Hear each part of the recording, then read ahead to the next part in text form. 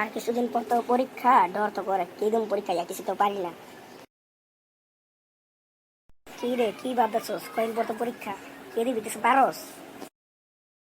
আরে কইস না, আমি তো কিছু পারি না, তুই পারস? তুই যেন আমার কস। আয় ভাই, এবার আগের মতন নকল করে পরীক্ষা নকল করে পাস করবো, ঠিক আছে? বুঝে এই দুই।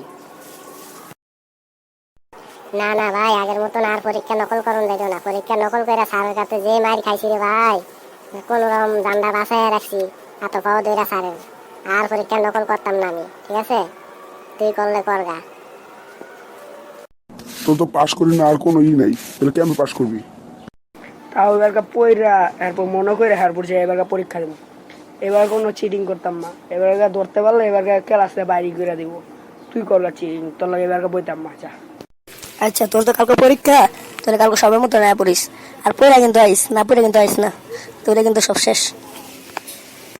আচ্ছা তাহলে আমি গেলাম গা।